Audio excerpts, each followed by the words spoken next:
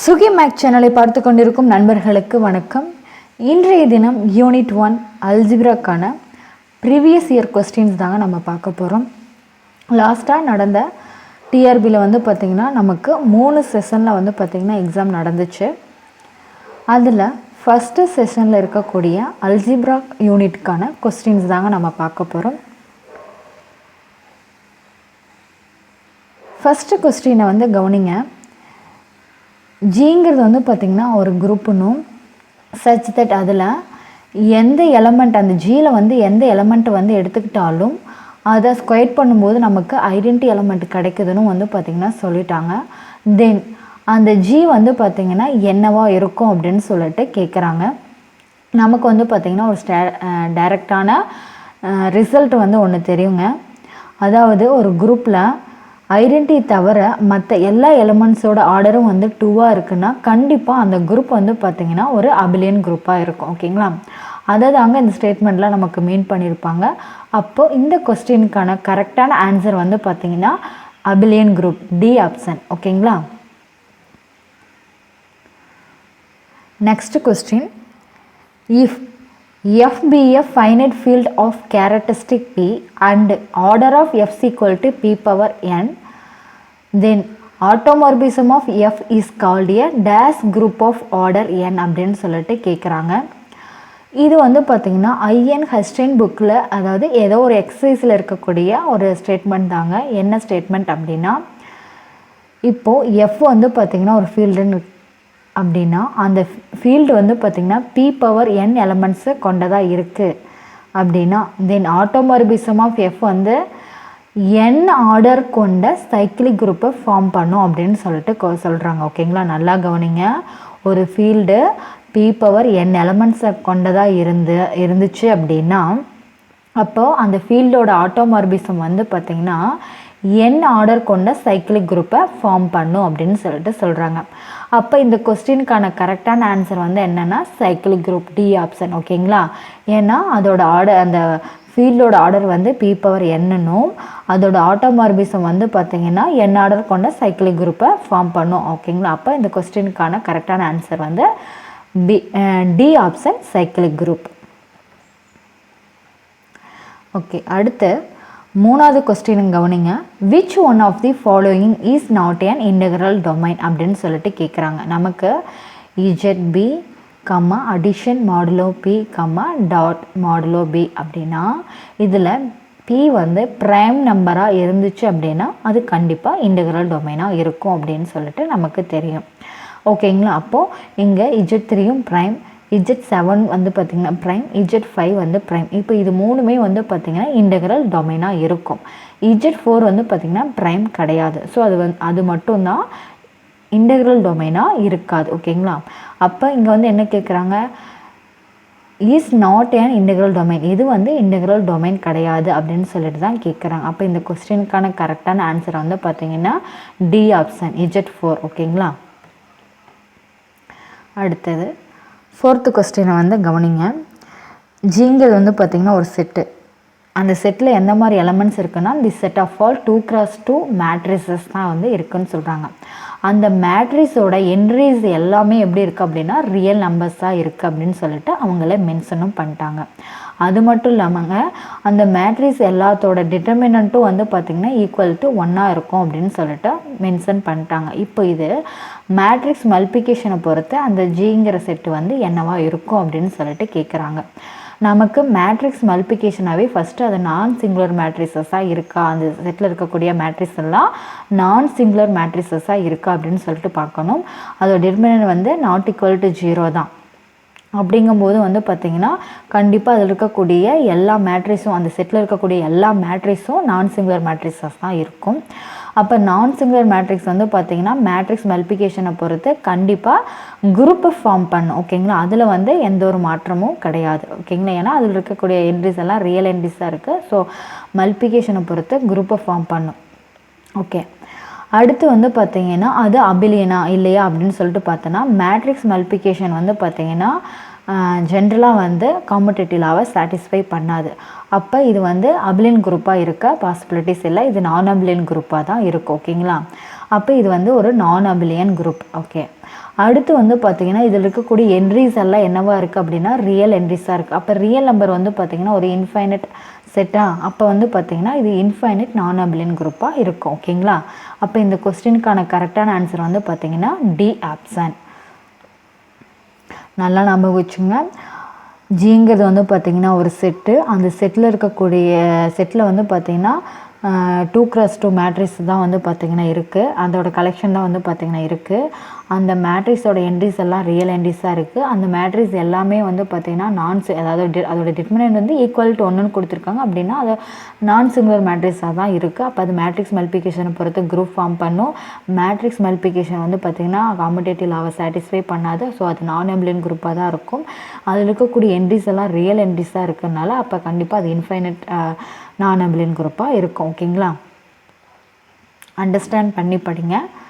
ஏன் வந்து இன்ஃபைனட்னு சொல்கிறோம், ஏன் வந்து நான் அபிலியன் சொல்லிட்டு சொல்கிறோம் அப்படின்னு சொல்லிட்டு ஒவ்வொரு விஷயத்தையும் நீங்கள் அண்டர்ஸ்டாண்ட் பண்ணி படிச்சிங்க அப்படின்னா இந்த மாதிரி எந்த கொஸ்டின் கேட்டாலும் உங்களால் ஆன்சர் பண்ணிட முடியும். ஓகேங்க, அடுத்து ஜிங்கிறது வந்து பார்த்திங்கன்னா ஒரு குரூப்னு சொல்லிட்டாங்க. அதோட ஆர்டர் வந்து பார்த்திங்கன்னா p⁴n அப்படின்னு சொல்லிட்டு அவங்களே மென்ஷன் பண்ணிட்டாங்க. ஓகேங்களா, இங்கே pங்கிறது ப்ரைம் நம்பர்னும் என்னங்கிறது வந்து பார்த்திங்கன்னா ஒரு பாசிட்டிவ் இன்டீஜர்.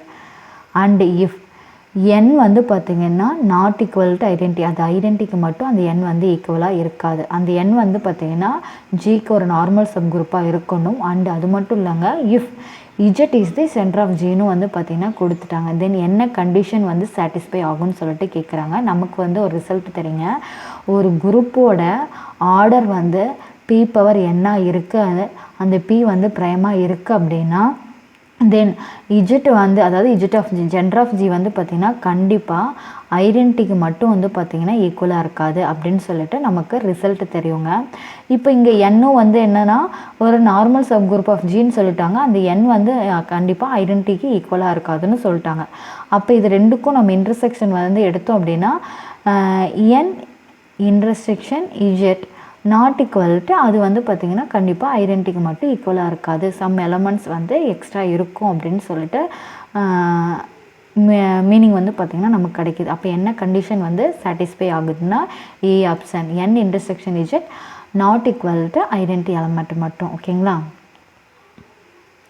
அதுக்கு நமக்கு இந்த ஸ்டேட்மெண்ட் தெரிஞ்சிருக்கணுங்க. இந்த ஸ்டேட்மெண்ட் கூட நமக்கு கொடுத்துருக்கக்கூடிய அந்த கான்செப்டை கம்பேர் பண்ண தெரிஞ்சிருக்கணும்.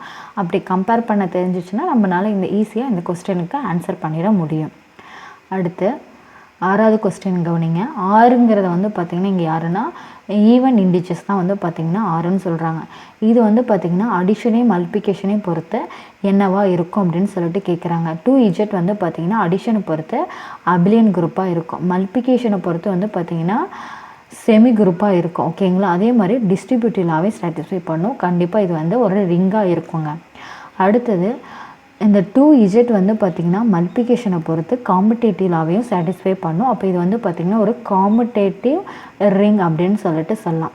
இந்த 2 இஜெட்டில் வந்து பார்த்திங்கன்னா மல்டிப்ளிகேட்டிவ் ஐடென்டி இருக்குங்க இல்லையா, மல்டிப்ளிகேட்டிவ் ஐடென்டி வந்து யாருங்க 1, அது வந்து 2 இஜெட்டில் இருக்குமான்னு கேட்டிங்க, இருக்காது. இது காம்படேட்டிவ் ரிங்காக இருக்கும், பட் நாட் ஹேஸ் ஐடென்டி, அதாவது ஓகேங்களா. அப்போ இதில் வந்து எந்த ஆப்ஷன் வரும் அப்படின்னா R is a commutative ring but has no unit element வந்து அதில் இல்லை அப்படின்னு சொல்லிட்டு சொல்கிறாங்க. அப்போ சி ஆப்ஷன் தான் வந்து பார்த்திங்கன்னா இதுக்கான கரெக்டான ஆன்சராக இருக்கும். ஓகேங்களா, இப்போ நான் சொன்னேன் இல்லைங்களா எப்படி அபிலியன் செமி குரூப்பு டிஸ்ட்ரிபியூட்டிவ் லாவை சாட்டிஸ்ஃபை பண்ணதுக்கப்புறம் ரிங்குன்னும், அதுக்கப்புறம் வந்து டாட்டை பொறுத்து அது காம்படேட்டிவ் லாவை சாட்டிஸ்ஃபை பண்ணுதுன்னு சொன்னதுக்கப்புறம் காம்படேட்டிவ் ரிங்குன்னும். இப்போ 2 இஜெட்னா வந்து அதில் எலமெண்ட்ஸ் வந்து எப்படிங்க 0, 2, 4 இந்த மாதிரி தான் வந்து +or-2 +or-4 இந்த மாதிரி தான் இருக்கும். இதில் வந்து identity element multiplication identity element வந்து 1 இருக்காது. ஸோ அதனால் வந்து பார்த்திங்கன்னா பட் ஹேஸ் நோ யூனிட் எலமெண்ட்டுன்னு சொல்லிட்டு நான் ஒவ்வொரு விஷயத்தையும் வந்து பார்த்திங்கன்னா அண்டர்ஸ்டாண்ட் பண்ணி சொல்கிறேன். அந்த மாதிரி நீங்களும் அண்டர்ஸ்டாண்ட் பண்ணி படிச்சிங்கன்னா தான் உங்களுக்கு வந்து பார்த்திங்கன்னா ரொம்பவே வந்து எக்ஸாம் பாயிண்ட் ஆஃப் வியூவில் வந்து ஈஸியாக இருக்கும். ஓகேங்களா, ஓகே.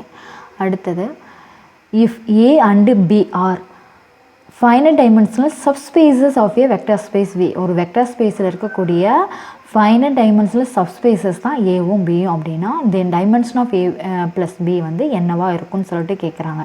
நல்லா கவனிங்க. ஒரு வெக்டர் ஸ்பேஸில் இருக்கக்கூடிய ஃபைனட் டைமென்ஷனல் சப்ஸ்பேஸ் தான் ஏவும் பியும் அப்படின்னா கண்டிப்பாக ஏ ப்ளஸ் பியும் வந்து பார்த்திங்கன்னா ஒரு ஃபைனட் டைமென்ஷனாக தான் வந்து பார்த்திங்கன்னா இருக்கும். அதுக்கு நாம் டைமென்ஷன் பார்த்தோம் அப்படின்னா dimension of A plus B is equal to dimension of A plus dimension of B minus dimension of A intersection B. சரிங்களா? அப்போது இந்த கொஸ்டினுக்கான கரெக்டான ஆன்சர் வந்து பார்த்திங்கன்னா என்னென்னா ஏ ஆப்ஷன். அடுத்து if any of the vector form n vectors வந்து பார்த்திங்கன்னா கொடுத்துட்டாங்க can be expressed as linear combination of the rest n-1 வெக்டார்ஸாக அதை வந்து ஒரு வெக்டார் எடுத்துக்கிறோங்க. அந்த n வெக்டார்ஸில் ஒரு வெக்டாரை லீனியர் காம்பினேஷன் ஆஃப் தி மற்ற n-1 வெக்டார்ஸாக வந்து சொல்ல முடியுது அப்படின்னா அந்த n வெக்டார்ஸை நம்ம என்ன சொல்லுவோம் அப்படின்னா லீனியர்லி டிபெண்ட் அப்படின்னு சொல்லிட்டு சொல்லுவோம். ஓகேங்களா? லீனியர்லி டிபெண்ட் அப்படின்னு சொல்லிட்டு சொல்லுவோம். இதுக்கான கரெக்டான ஆன்சர் வந்து பார்த்திங்கன்னா பி ஆப்ஷன். நல்லா ஞாபகம் வச்சுங்க. n வெக்டார்ஸ் வந்து இருக்குங்க. அந்த n வெக்டார்ஸை வந்து நம்ம எப்போ லீனியர்லி டிபெண்ட் அப்படின்னு சொல்லிட்டு சொல்லுவோன்னா அதில் ஒரு வெக்டாரை வந்து பார்த்திங்கன்னா linear combination of the remaining n-1 vectors n-1 வெக்டார்ஸோட லீனியர் காம்பினேஷனாக இந்த ஒரு வெக்டாரை வந்து நம்மளால் சொல்ல முடியுது அப்படின்னா இந்த n வெக்டார்ஸும் லீனியர்லி டிபெண்ட்டாக இருக்கும். ஓகேங்களா?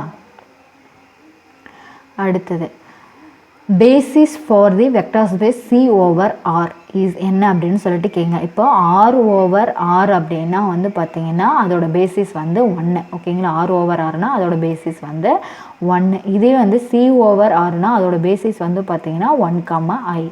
அப்போ இந்த கொஸ்டினுக்கான கரெக்டான ஆன்சர் வந்து பார்த்திங்கன்னா A option.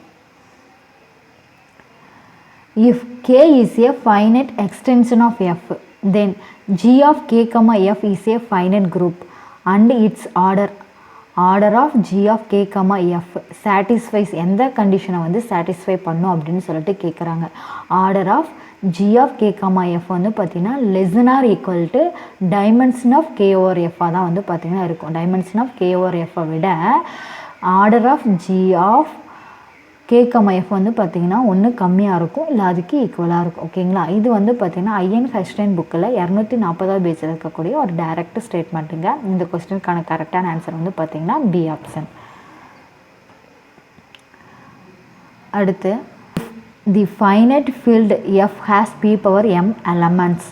p is a prime number and n is a positive integer அப்படின்னா தென் அந்த ஃபைனைட் ஃபீல்ட்லேயே வந்து பார்த்திங்கன்னா நம்ம ஒரு அந்த எலமெண்ட்ஸை வந்து எடுக்கிறோம் அப்படின்னா then every A belongs to F satisfies. அந்த ஃபைனைட் ஃபீல்டு இருக்கக்கூடிய ஒவ்வொரு எலமெண்ட்டும் வந்து பார்த்திங்கன்னா எந்த கண்டிஷனை சாட்டிஸ்ஃபை பண்ணும் அப்படின்னு சொல்லிட்டு கேட்குறாங்க. எந்த கண்டிஷன் சாட்டிஸ்ஃபை பண்ணுன்னா a power p power m equal to ஏங்கிற கண்டிஷனை சாட்டிஸ்ஃபை பண்ணும். ஓகேங்களா? அப்போ இந்த கொஸ்டினுக்கான கரெக்டான ஆன்சர் வந்து பார்த்திங்கன்னா பி ஆப்ஷன். இது ஐஎன் ஹைன்ஸ்டைன் புக்கில் 357வது பேஜில் இருக்கக்கூடிய ஒரு statement. If x is an eigen vector of t, tயோட eigen vector வந்து x அப்படின்னா then x corresponds to only one eigen value of t. ஓகேங்களா? அப்போ இந்த கொஸ்டினுக்கான கரெக்டான ஆன்சர் வந்து பார்த்திங்கன்னா பி ஆப்ஷன். ஓகேங்க. இந்த வீடியோ வந்து பார்த்திங்கன்னா இதோட முடிஞ்சுது. அடுத்து வந்து பார்த்திங்கன்னா இன்னொரு வீடியோவில் நம்ம பார்க்கலாம். இதில் வந்து உங்களுக்கு ஏதாவது டவுட்ஸ் இருந்துச்சு அப்படின்னா கண்டிப்பாக கமெண்ட் பண்ணுங்கள். வந்து பார்த்திங்கன்னா அந்த டவுட்ஸை பற்றி நம்ம கிளியராக தெரிஞ்சுக்கலாம். ஓகேங்களா? ஓகேங்க. தேங்க்யூ.